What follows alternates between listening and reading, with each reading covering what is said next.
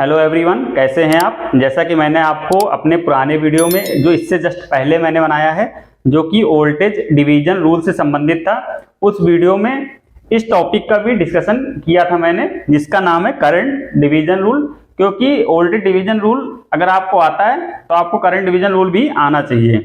इससे पहले वाला वीडियो जो मैंने बनाया है उसमें आपने देखा होगा कि मैंने वोल्टेज डिवीजन रूल के साथ साथ थोड़ा सा इंट्रोडक्शन करंट डिवीजन रूल का भी दिया था। तो आपसे एक रिक्वेस्ट है कि आप अगर ये मेरा वीडियो पहली बार देख रहे हैं तो इससे पहले वाला वीडियो जरूर देख लें, जिससे कि आपको इसके साथ साथ क्या हो वोल्टेज डिवीजन रूल भी समझ में आ जाए, क्योंकि दोनों एक दूसरे से संबंधित हैं।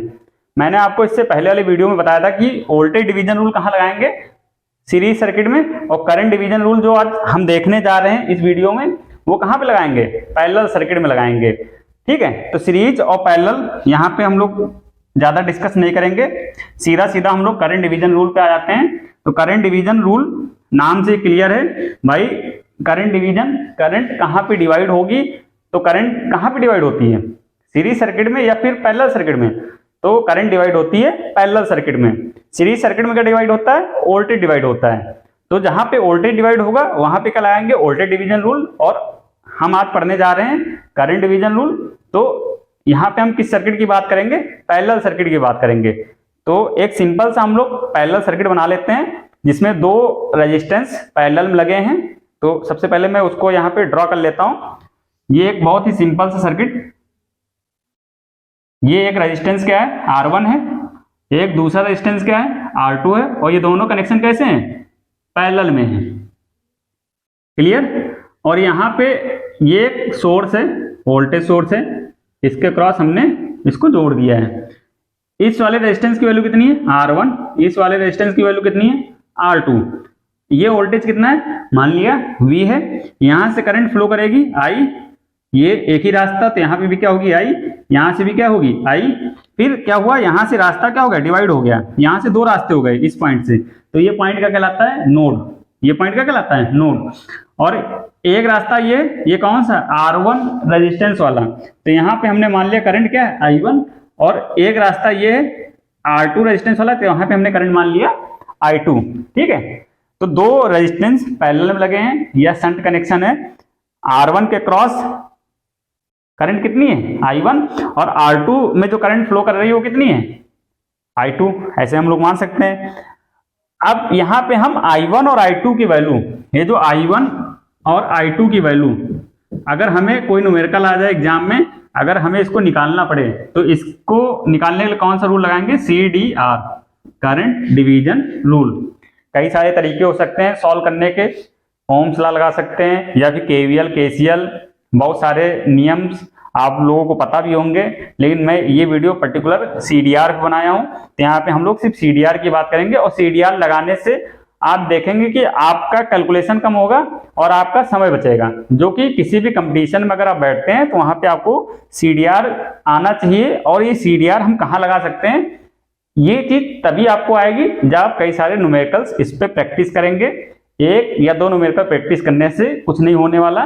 तो मैं यहाँ पे आपको बेसिक्स कैसे लगाया जाता है CDR का क्या वैल्यू है, कैसे ये हमें हेल्प करता है, इस चीज को डिस्कस करने जा रहा हूँ। तो I1 और I2 निकालना है हमें CDR की सहायता से। तो बहुत सिंपल है, अगर हमें I1 निकालना है, मैं यहाँ पे बता रहा हूँ इसको, आप लोग ध्यान दीजिएगा। I1 निकालना है, तो अगर I1 निकालना तो I1 के लिए उल्टा वाला रेजिस्टेंस रखेंगे, R2 रखेंगे ऊपर, और नीचे क्या रहेगा, टोटल रेजिस्टेंस रहेगा। गलती होने के चांसेस यहीं पे ज्यादा रहते हैं। I1 निकालना तो कौन सा रेजिस्टेंस रखेंगे, R2, और I2 निकालना तो कौन सा रेजिस्टेंस ऊपर रखेंगे, R1, और नीचे क्या रहेगा, R1 प्लस R2। ठीक, और इसको क्या कर देंगे, टोटल करंट I से मल्टीप्लाई, और यहाँ पे करंट रहेगी क्योंकि ये और ये, इसकी यूनिट ओम, इसकी यूनिट ओम, तो कैंसिल हो जाएगी। तो यहाँ पे किससे मल्टीप्लाई होगा, करंट से, तभी तो बैलेंस होगा ना। कुछ लोग यहाँ वोल्टेज लिख देंगे या कुछ और लिख देंगे तो क्या होगा, मतलब उनके कॉन्सेप्ट नहीं क्लियर है। तो कॉन्सेप्ट नहीं क्लियर होंगे तो फिर क्या होगा, आपका आता हुआ क्वेश्चन गलत हो जाएगा। तो यहाँ पे क्या रहेगा, I। ठीक, क्लियर। I कौन सी करंट, टोटल करंट है। यहां से I1 निकालना, मैं एक बार फिर से इसको रिपीट कर देता हूं। I1 निकालने के लिए कौन सा रेजिस्टर रखेंगे, R2। तो R2 upon R1 plus R2 multiplied by total current. ऐसे अगर हमें I2 निकालना तो बहुत सिंपल है, I2 निकालने के लिए कौन सा रेजिस्टेंस ऊपर रहेगा, R1, तो R1 upon R1 plus R2 और multiplied by total current I। बस सिंपल सा ये रूल्स हैं, इनको लगाना है। ये चीज अगर आपको याद रहेंगी तो बहुत आपको आसान हो जाएगा न्यूमेरिकल सॉल्व करना। और वोल्टेज डिवीजन रूल में क्या होता है और करंट डिवीजन रूल में बस यही थोड़ा सा बच्चे मिस्टेक कर देते हैं CDR और VDR लगाने में। VDR में क्या होता है, वही सेम रेजिस्टेंस रखते हैं। आप इससे पहले वाला वीडियो देखेंगे तो उसमें आपको क्लियर होगा कि अगर हमें V1 निकालना तो V1 जो R1 है वही रखते हैं ऊपर, और यहां पे अगर I1 निकालना तो I1 में क्या रखते हैं, उसका अपोजिट रेजिस्टेंस ऊपर रखते हैं। जैसे कि यहाँ पे अपोजिट रेजिस्टेंस, और नीचे दोनों में चाहे VDR लगाएं चाहे CDR लगाएं, नीचे दोनों में क्या रहता है, टोटल रेजिस्टेंस रहता है। अब एक इंपॉर्टेंट चीज और यहाँ पे मैं आपको बताने जा रहा हूं, उस पर आप ध्यान रखिएगा। CDR और VDR, अगर VDR लगाना है, ठीक है, VDR को हम लोग यहाँ बना लेते हैं। VDR कहाँ लगाते हैं, सीरीज सर्किट में। तो इसमें दो या दो से अधिक रेजिस्टेंस हो तो वहां पे VDR आसानी से लगा सकते हैं। मतलब अगर हमें मान लो V1 निकालना हो, V2 निकालना हो, V3 निकालना हो, V4 निकालना हो, तो यहाँ पे हम VDR लगा करके V1, V2, V3, V4 निकाल सकते हैं। लेकिन अगर CDR लगाना है, करंट डिवीजन रूल लगाना है, तो करंट डिवीजन रूल वहीं पे लगेगा जहां पे सिर्फ दो रेजिस्टेंस पैरेलल में हो। अगर दो से अधिक रेजिस्टेंस पैरेलल में है तो आप CDR डायरेक्ट नहीं लगा पाएंगे, उसके लिए अलग तरीका है, वो मैं अलग से आपको एक्सप्लेन कर दूंगा। इस बात का विशेष ध्यान रखेंगे। मैं आपको यहां बता देता हूं, जैसे कि मान लो 3 रेजिस्टेंस है पैरेलल में, ये एक रेजिस्टेंस ये हो गया, एक रेजिस्टेंस ये हो गया और एक रेजिस्टेंस ये हो गया, ठीक। और ये मान लो R1 है, ये R2 है, ये R3 है। इसमें करंट क्या है, I1, इसमें करंट क्या है, I2, और इसमें करंट क्या है, I3। अब यहाँ पे अगर I1 निकालना है CDR की सहायता से तो नहीं लगा पाएंगे। क्यों, अब देखते हैं। अगर I1 निकालना है तो I1 के बाद दो प्रतिरोध बचे ना, तो मैंने बताया था उसका अपोजिट रखा जाता है। जैसे यहाँ I1 निकालना तो क्या रखते हैं, R2 रखते हैं, यानी यहाँ R2 रखे कि R3 रखें, भाई दो रेजिस्टेंस रह गए ना, I1 को छोड़ करके दो रेजिस्टेंस रख गए, R2 और R3। लेकिन अगर दो हैं तो अगर I1 है तो क्या होगा, R2 ऊपर हो जाएगा। इसीलिए अगर 3 रेजिस्टेंस हैं या 4 रेजिस्टेंस हैं पैरेलल लगे हैं तो वहां पे हम डायरेक्ट CDR नहीं लगा सकते हैं। उसको लगाने के लिए हमें क्या करना पड़ेगा, सबसे पहले हमें 2 को सॉल्व करना पड़ेगा, इन दोनों को मिला करके फिर ये 2 बनेंगे तो इनको सॉल्व करना पड़ेगा। थोड़ा सा वो लेंदी प्रोसेस हो जाता है, उसको मैं यहाँ पे नहीं बता रहा हूँ।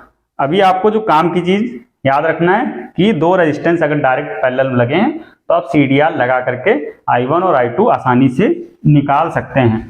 अब मैं आपको एक छोटा सा न्यूमेरिकल करंट डिवीजन रूल के ऊपर यहाँ पे करके दिखा देता हूँ, जिससे कि आपको ये कॉन्सेप्ट और अच्छे तरीके से क्लियर हो जाए। सबसे पहले मैं एक न्यूमेरिकल यहाँ पे लिख लेता हूँ जो कि करंट डिवीजन रूल से संबंधित होगा। और करंट डिवीजन रूल कहाँ पे लगाते हैं, पैरेलल सर्किट में लगाते हैं। कैसे लगाते हैं वो आपको अच्छे तरीके से समझ में आ गया होगा। एक बहुत छोटा सा न्यूमेरिकल है, मैं यहाँ सबसे पहले बना लेता हूँ। ये 2 रेजिस्टेंस हैं, दोनों कैसे लगे हैं, पैरेलल में लगे हैं। ये हम एलिमेंट मान लेते हैं, ये करंट सोर्स है, यहाँ पे एक रेजिस्टेंस R1 है और यहाँ पे एक रेजिस्टेंस R2 है। ये R2 हो गया और ये R1 हो गया, और ये करंट सोर्स है जिसकी वैल्यू कितनी है, 10 एम्पियर की वैल्यू है। और मैं इसकी वैल्यू देख लेता हूँ, R1 R2 कितना दिया है, तो R1 की वैल्यू दी है 15 ओम और R2 की वैल्यू दी है 10 ओम। तो यहाँ पे मैं इसकी वैल्यू ले लेता हूँ, ये कितना दिया है 15 ओम और ये कितना दिया है 10 ओम। अब आपको क्या निकालना है, I1 और I2 की वैल्यू निकालना है। किसकी सहायता से, करंट डिवीजन रूल की सहायता से। तो मैंने आपको क्या बताया था, अगर I1 निकालना है, ये I1 है, तो इसके क्या रखेंगे, उल्टा वाला रेजिस्टेंस ऊपर रखेंगे। तो उल्टा वाला रेजिस्टेंस कितना है 10 ओम, और नीचे क्या रहता है 10 + 15, नीचे क्या रहता है सम रहता है, और इसको मल्टीप्लाई कर देते हैं टोटल करंट। टोटल करंट कितनी आ रही है 10 एम्पियर, तो यहाँ हो जाएगा 10 एम्पियर। तो ये कितना हो जाएगा 100 और 10 + 15 25। तो अगर आप इसको करेंगे कितना आ जाएगा 4 एम्पियर। I1 की वैल्यू कितनी आ गई 4 एम्पियर।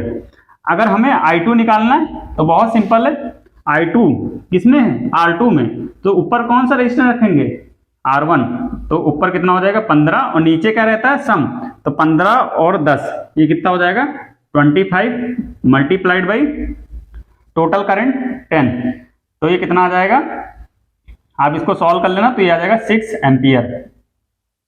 कितना आ जाएगा 6 एम्पियर। ये 150 हो जाएगा और नीचे 25, तो 150 को 25 से जब डिवाइड करेंगे तो कितनी बार जाएगा 6 टाइम जाएगा, तो 6 एम्पियर करंट आ जाएगी।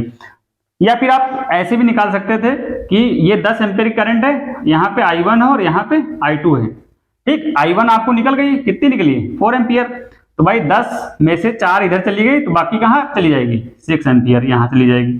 तो ऐसे आप तुरंत भी इसको निकाल सकते हैं, वो आपकी थिंकिंग है, कितना आप न्यूमेरिकल सॉल्व करते हैं। जितना ज्यादा आप न्यूमेरिकल सॉल्व करेंगे उतना ज्यादा आपके कॉन्सेप्ट्स क्लियर होंगे, उतना ज्यादा आपका कैलकुलेशन कम होगा।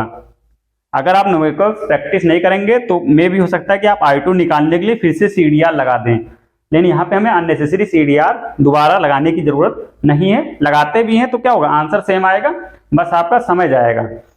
हम डायरेक्ट आंसर लिख सकते थे कि टोटल 10 एम्पियर करंट यहाँ से आ रही है, 4 एम्पियर हमने निकाल लिया किसकी सहायता से, CDR की सहायता से, तो 10 में से 4 चले गए तो 6 इस वाले रेजिस्टेंस में जाएगी। अब जरा आप सभी लोग इसकी वैल्यू पे भी ध्यान दें, जो करंट हमने कैलकुलेट की है वो कैसी वैल्यू जा रही है। तो यहाँ पे आप देख रहे होंगे जो रेजिस्टेंस ज्यादा है, जो रेजिस्टेंस ज्यादा है उसके थ्रू जो करंट है वो कम है, और जिस रेजिस्टेंस की वैल्यू कम है उसके थ्रू जो करंट फ्लो कर रही है वो क्या है, ज्यादा है। और रेजिस्टेंस की बेसिक डेफिनेशन भी होता है, रेजिस्टेंस क्या करता है, करंट के फ्लो का अपोज करता है। जितना भी ज्यादा रेजिस्टेंस होगा उस वायर में या उस कंडक्टर में उतना कम करंट फ्लो करेगा। तो भाई सिंपल सा बात है कि एक वायर ये है और एक वायर ये है, इसका रेजिस्टेंस कितना दिया था मैंने 15 ओम, इसका रेजिस्टेंस कितना दिया था 10 ओम, तो 15 ओम में करंट कम जाएगी और 10 ओम में करंट क्या होगी, ज्यादा जाएगी। रेजिस्टेंस की बेसिक प्रॉपर्टी। उम्मीद करता हूं कि आपको मेरे द्वारा बताया गया कॉन्सेप्ट बहुत अच्छे तरीके से समझ में आ गया होगा। आप लोग VDR और CDR, VDR इससे पहले वाले वीडियो में और CDR इस वीडियो में, ये दोनों कॉन्सेप्ट्स के ऊपर कई सारे न्यूमेरिकल्स लगा लीजिए, जिससे कि आपको कोई भी इलेक्ट्रिकल क्वेश्चन हो उसको सॉल्व करने में, खासकर से जो बेसिक्स इलेक्ट्रिकल के सर्किट होते हैं, छोटे छोटे सर्किट होते हैं जहां पे वोल्टेज और करंट की वैल्यू निकालनी होती है, वहां पे ये जो रूल्स हैं बहुत ज्यादा हेल्पफुल होते हैं, बहुत ज्यादा काम आते हैं। इसके बिना अगर आप जाएंगे किसी एग्जाम में तो आपका टाइम बहुत ज्यादा जा सकता है और न्यूमेरिकल के जो आंसर्स हैं वो भी गलत आ सकते हैं। इसलिए आप VDR, CDR, KVL, KCL, Ohm's law, इन सब पे बहुत अच्छी तरीके से प्रैक्टिस कर लीजिए, कई सारे इसके न्यूमेरिकल्स लगा लीजिए, जिससे कि आपके कॉन्सेप्ट्स एकदम क्लियर हो जाएं। तो आज के इस वीडियो में बस इतना ही। उम्मीद करता हूँ कि मेरे द्वारा बताया गया जितना भी कॉन्सेप्ट है इन दोनों वीडियोज में आपको बहुत अच्छे तरीके से समझ में आ गया होगा। Thank you so much.